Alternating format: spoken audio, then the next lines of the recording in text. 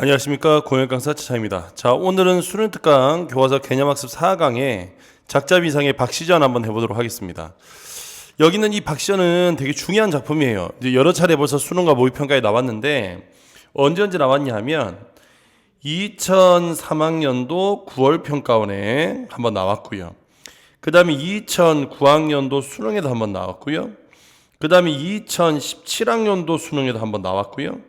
그 다음에 2022학년도 예비시행 문제. 여기서 이제 예비시행이라고 하면 지금 현재 그 모의고 그 수능시험의 형태로 바뀜을 예고하기 위해서 2020년도에 요거는 이제 예비시행 문제라고 이제 요렇게 문제 낼 거야 하고 낸 문제가 있습니다. 거기에도 출제될 정도로 여기는 이 작품은 일단 수능에 4번, 수능과 모의평가에 모두 4번 나왔습니다. 그러니까 평가원에서 자주 이용하는 여자 영웅 소설 중에 가장 대표작이고요.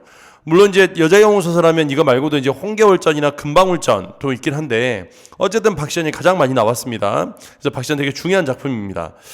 자, 일단 이제 이 지문을 지금 읽으면서 이제 분석을 할 건데 일단 분석을 하기 전에 우리 두 가지만 조금 체크하고 갈게요. 자, 무슨 얘기를 할 거냐면 우리가 이제 고전 소설을 읽을 때 주의해야 될 게 두 가지가 있습니다. 하나는 뭐냐면 인물 간의 관계예요. 인물 간의 관계. 그러니까 여기서 이 주인공과 여기는 이 인물이 과연 같은 편이냐 다른 편이냐. 이게 쉽게 말하면 이제 우호적 관계냐 대립적 관계냐 요거 얘기하는 거예요. 같은 편 다른 편. 같은 편인지 다른 편인지도 매우 중요하고요. 그 다음에 뭐 예를 들어서 가족 관계라면 가족 관계가 어떻게 되는지도 매우 중요합니다. 그 다음 두 번째 인물이 이제 호칭으로 나올 텐데 여기는 이 호칭이 가리키는 인물이 누구냐.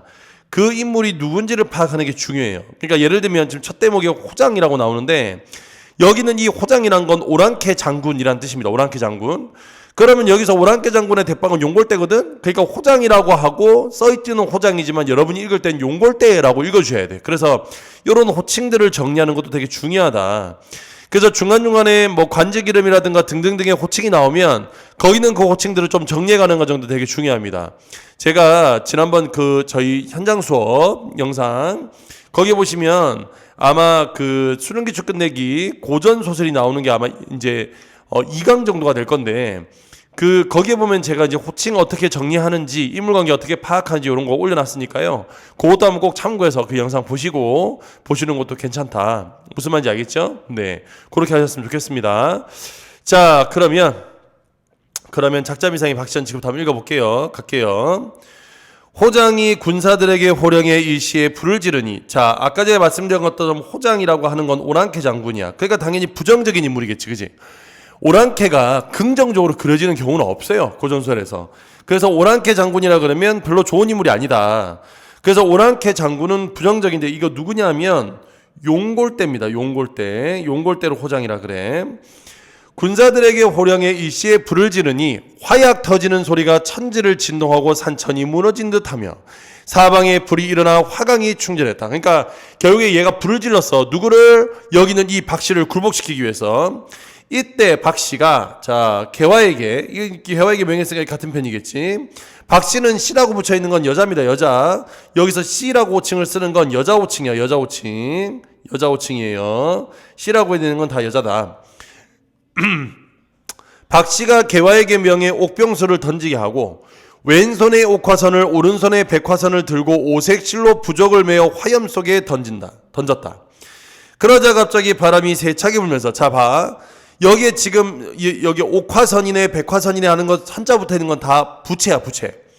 그래서 그 부채를 이렇게 들고 부적을 메어서 화염 속에 던졌더니 갑자기 바람이 세차게 불면서 화염이 도리어 호진 쪽으로 향했으며 호국군사들이 화염에 쌓여 지척을 분간하지 못하고 불에 타 죽은 자가 이후 헤아릴 수 없더라 그랬어.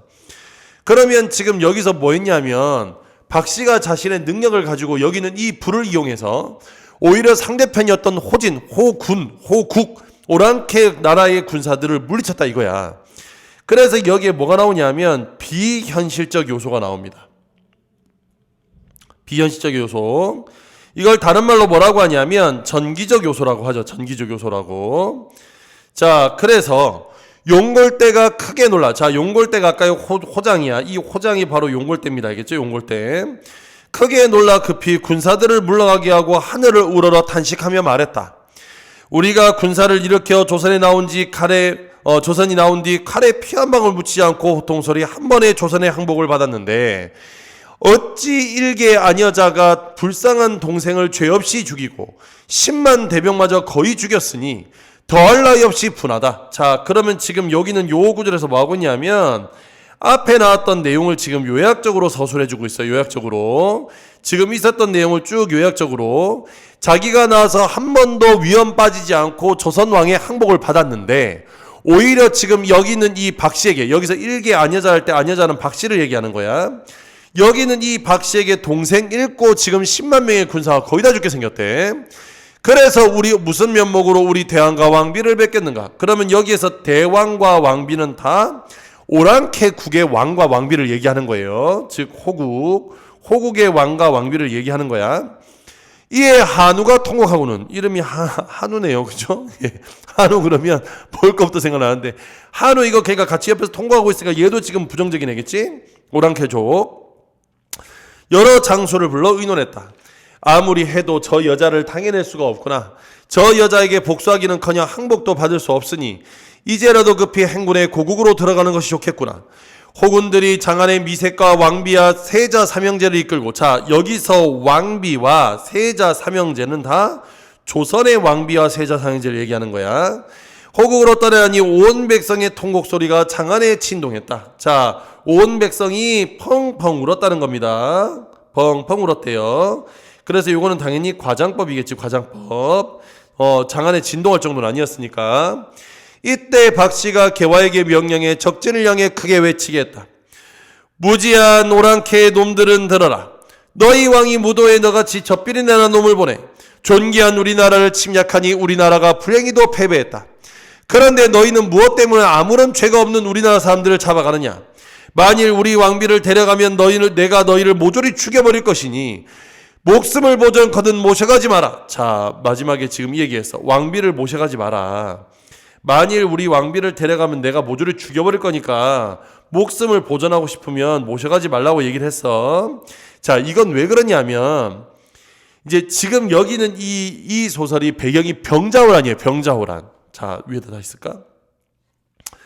이 소설의 배경은 병자호란이라는 실제 역사를 바탕으로 하고 있어요. 실제 역사. 그러니까 실제 역사를 바탕으로 했으니까 역사를 바탕으로 한 소설이라 하더라도 역사를 완전히 왜곡할 수는 없잖아. 그러니까 실제로는 왕비를 데려가지 않았어. 그러니까 지금 이게 바로 영웅의 어떤 비범함을 강조하고 있는데 영웅의 비범함을 강조하고 있는 거야. 이렇게 강조하고 있는데 이 강조하는 와중에 결국 역사적 사실에 위배되지 않는 범위 내에서 위배되지 않도록 각색한 거예요.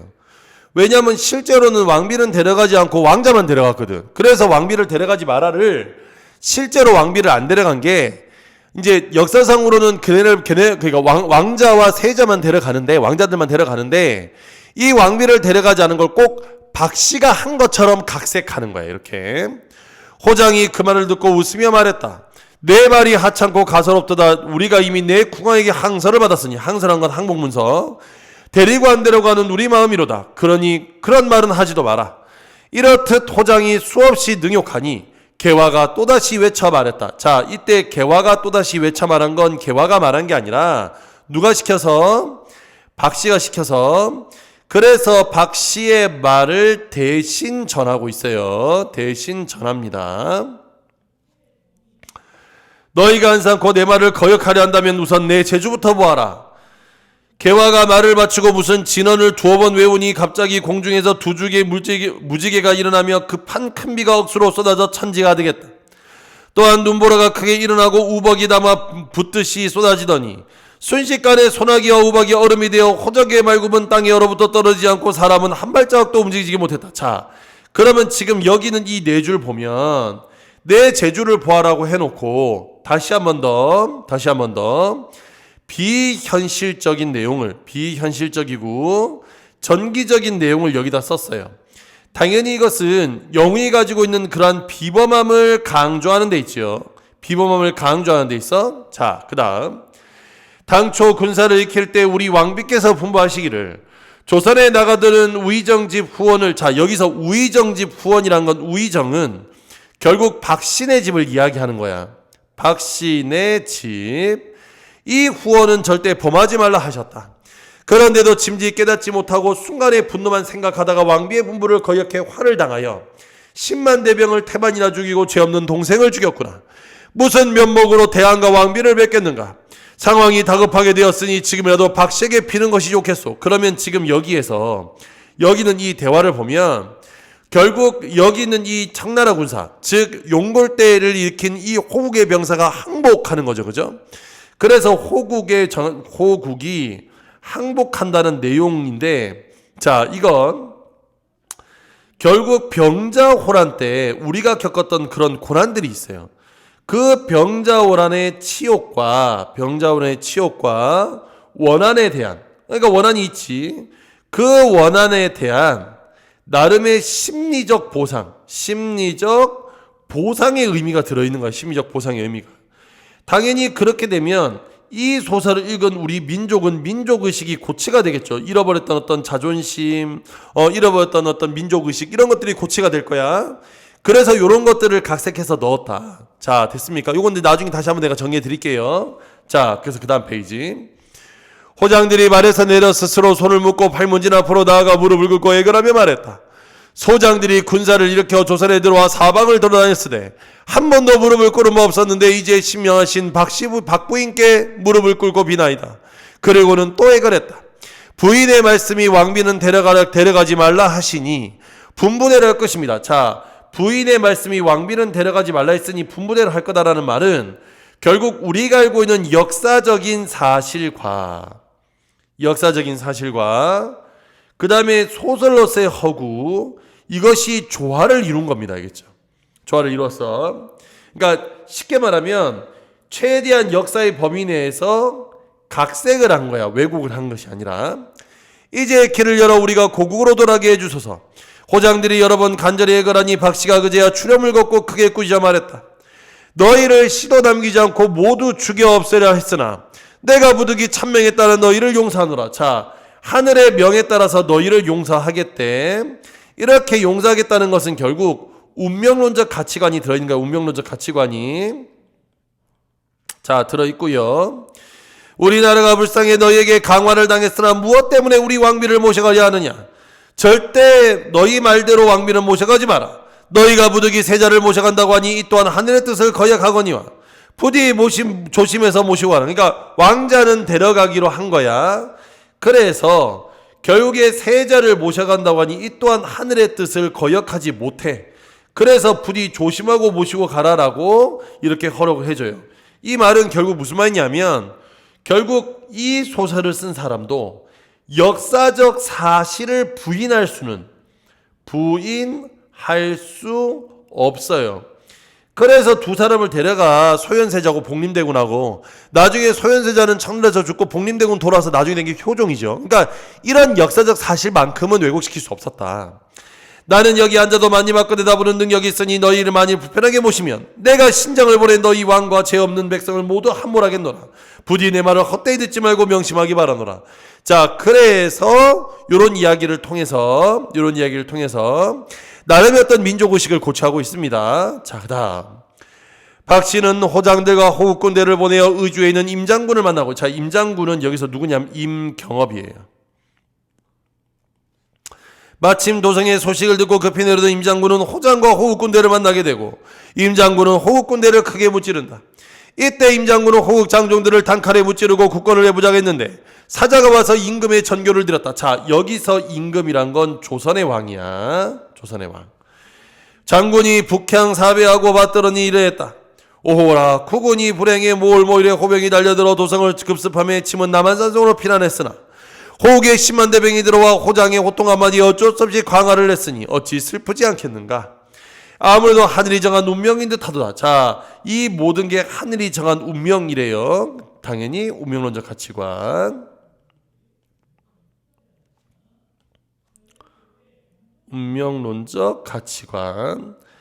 매우 분하고 한심하나 이미 끝난 일이라. 경의 충성이 모두 허사가 되고 말았구나. 이제는 어쩔 수 없으니 경은 길을 열어 호장을 돌려보내라. 자, 여기서 우리 하나 알아야 될 거. 이게 왕의 말이거든. 야, 열심히 싸워서 이겨라. 이게 아니라 항복했다. 어쩔 수 없었다. 모든 게 운명이었다. 그래서 여기서 우리는 뭐 할 수 있냐면 무기력한 지배층의 모습, 무기력한 지배층의 모습을 읽을 수 있어요. 그러니까 이게 당시 민중이 생각했던 왕의 모습인 거야. 결국 외국이 들어오면 싸우지도 못하고 뭐 한다고? 결국에 그들에게 항복할 수밖에 없었다 하는 그런 무기력한 어떤 현실을 보여주는 겁니다. 임장군이 다 읽고 나서 칼을 던지고 대성통곡하며 말했다. 아, 슬프다. 조선 만고의 그 소인이 국권을 농락해 이처럼 나를 망하겠는데 명천은 어찌 이토록 무심하시고.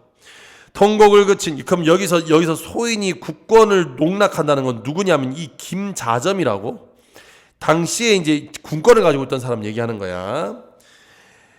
통곡을 그친 장군이 분한 마음을 이기지 못해 다시 칼을 들고 나가 호장을 사로잡아 땅에 엎드리며 꾸짖어 말했다. 내 나라가 지금까지 지탱하기인데 우리 조선의 도움을 받은 줄도 모르고 무지한 오랑캐 놈들이 이처럼 하늘의 뜻을 어기고 우리나라를 침략했으니 내 놈들을 시도 없이 다 죽이려 했으나 이미 강화를 맺었기에 광명을 거역하지 못해 너희를 살려보내노라. 그러니 부디 세자와 대군을 평안히 모셔가서 착실하게 공경하라. 임장군은 한 번 통곡한 뒤 문을 열어 호국 군사들을 내보냈다 하고 끝났어. 그래서 결국 역사적 사실을 따를 수밖에 없었다 하는 겁니다. 자, 그럼 여기서 이제 몇 가지 정리를 좀 하고 갈게요. 먼저 지금 여기는 이 작품을 우리는 뭐라고 하냐면 군담소설이라 그래. 즉 군담소설은 뭐냐면 전쟁을 다룬 이야기예요. 그러니까 전쟁을 다룬 이야기인데 특히나 지금 여기는 이 박시연은 그 군담소설 중에서도 역사적 사건을 바탕으로 해서 역사적인 사건을 바탕으로 해서 전개하고 있다. 됐습니까? 역사적 사건을 바탕으로 하고 있어. 그런데 그 역사적 사건을 나름의 각색을 통해서 패배는 했으나 승리의 역사로 바꿔놨어요. 각색을 통해서. 이렇게 한 것은 아시다시피 전쟁에 대한 나름의 어떤 심리적인 보상, 이런 게 들어있는 거야. 심리적인 보상. 자, 다음 두 번째, 2번. 이 작품은 중간중간에 실존 인물들을 사용하고 있습니다. 예를 들어 박씨의 남편 이시백, 임경업, 용골대, 이런 사람들은 실존 인물을 쓰고 있는데 이건 이 글의 나름의 어떤 사실성을 조금 더 부각하기 위해서요. 그러면 자연스럽게 패배의식에 절여있던 민족의식이 고취가 되겠죠. 그렇죠? 고취가 되겠죠. 그 다음에 마지막으로 네 번째. 그래서 이걸 통해서 지배층에 대한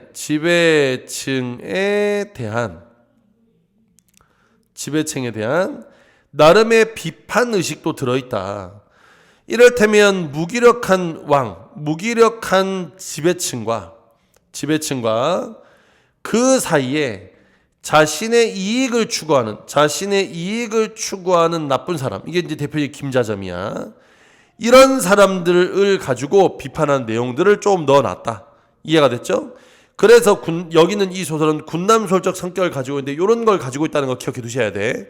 그러니까 역사가 역사적 사실을 바탕으로 하되 중간중간에 계속 승리하고 이기는 역사를 집어넣는 겁니다. 무슨 말인지 알겠죠? 자, 그 다음 두 번째.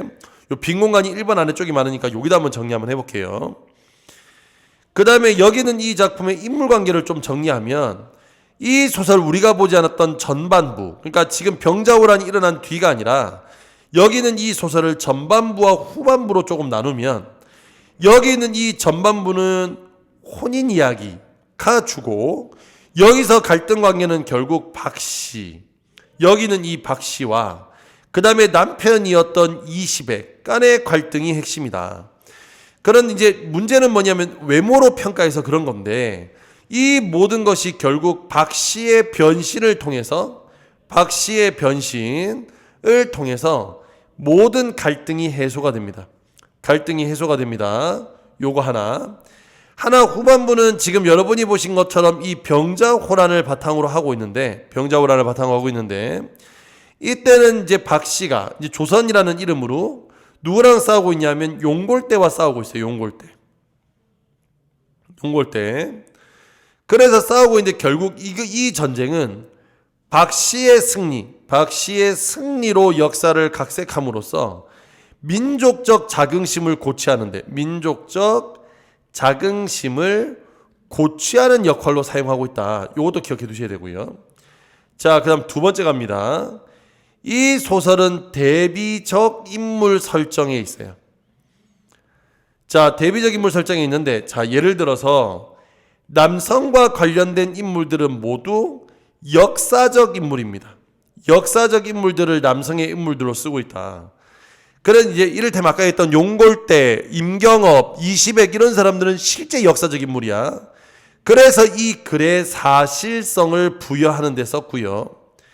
그 다음에 여기 나온 여성들, 그러니까 여성들 하면 이제 박씨, 개화, 게다가 이제 청나라 왕비 이런 사람들 있죠. 이런 사람들은 모두 허구적 인물로 오히려 여기는 이 남성보다 여성이 더 뛰어난 여성의 능력을 강조하는 쪽으로 요렇게 해서 인물 관계를 했어.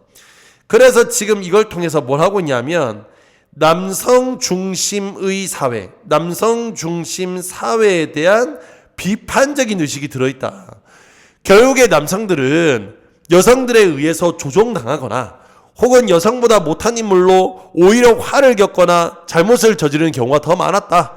이런 것들을 강조하고 있습니다. 됐죠? 자, 그 다음 세 번째. 여기 이 소설은 비현실적이고 전기적인 요소가 많이 들어있고요. 그래서 이제 이걸 통해서 뭐냐면 영웅의 비범함을 강조하고 있습니다. 자, 강조하고 있다는 거. 그 다음 네 번째, 꼭 알아야 될 것이 지금 여기는 이 피화당이라는 공간인데 이 피화당은 박씨의 처소예요. 그런데 이 박씨의 처소인 피화당은 어떤 의미가 있냐면 피화가 화를 피하는 곳이야. 화를 피하는 곳. 그래서 현실 도피처. 그러니까 지금 여기서 보면 박씨의 처소로 남편과의 갈등, 그 다음에 뒤에 나오는 호국과의 갈등, 이런 갈등 속에서 현실 도피처의 역할을 하고요. 그 다음에 여기는 결국 금기와 고난의 장소입니다. 그러니까 결국에 박씨가 온갖 핍박을 당했던 장소이기도 해. 그 다음 또 하나가 청나라와의 전쟁 속에서 어떤 주체적인 능력을 발휘한 곳이기도 하다. 이런 측면에서 여기는 이 피화당이라는 공간도 여러분이 꼭 알아야 됩니다. 지금 여기 박씨네 집에서 하고 있잖아. 그 우의정 집은 가지 말자. 거기가 피화당이야. 그러니까 남편이 너무 못생겼다고 이게 막 이제 걸떠보지 않으니까 부인이 빡쳐가지고 뒤에다가 이제 전각을 지은 게 이게 피화당입니다. 이게 피화당. 자, 그러면 여기 문제 한번 풀어볼게요. 1번. 윗글의 내용에 대한 이해로 적절하지 않은 것은 용골대는 동신의 죽음이 자신의 탓이라고 생각하였다. 자, 뭐라고 했냐면 여기에 자신의 탓이라고 생각한 것은 여기 보면 왕비가 이렇게 했는데 죄 없는 동생을 죽였구나. 여기 있지, 여기. 죄 없는 동생을 죽였구나. 그러니까 1번 맞는 말이죠. 그죠? 1번 맞는 말. 용골대는 호국왕비의 분부를 지키지 않은 것을 후회한 거 맞죠? 여기 들어간 거 잘못이니까. 그 다음 명령을 받고 호국에게 도수를 부린 것도 맞네. 박씨는 왕비와 세자를 모셔가지 말라고. 세자는 아니야. 정답은 4번. 5번 임장군은 왕의 명령을 받들어 살려보내기로 했습니다. 그래서 정답은 4번입니다. 자, 그 다음 일어난 순서대로 배열하래요. 일단 먼저 침략을 했겠지. 그 다음에 거기에 항서를 받았을 거야. 그런데 이제 박씨하고 만나서 개화가 이제 청나라 장군을 죽였고, 그래서 이제 빌었고요. 그리고 마지막에 임장군. 이렇게 되겠죠. 그죠? 예, 순서는. 자, 3번. 보기에 기억에 들어 알맞은 호군데 이 글에 등장하는 여기는 군사들이 침범했던 것으로 여기서 이것에 대한 침범을 계기로 얘의 영웅적 활약상이 드러난다. 이걸 본문 지문에 그대로 쓰면 우이정집 후원이 되겠고 그 후원의 이름이 뭐라고? 피화정이었다. 이해됐죠? 피화정이었어. 요거 기억해 두셔야 되겠습니다. 자, 박시현은 요것으로 마무리할 건데 일단 기출문제들이 많으니까 언제 기회 나는 대로 기출문제 부분 뽑아가지고 평가원이 박시현은 어느 부분을 중요하게 생각했고 어떤 부분으로 문제가 나왔는지 한번 풀어보시기 바랍니다.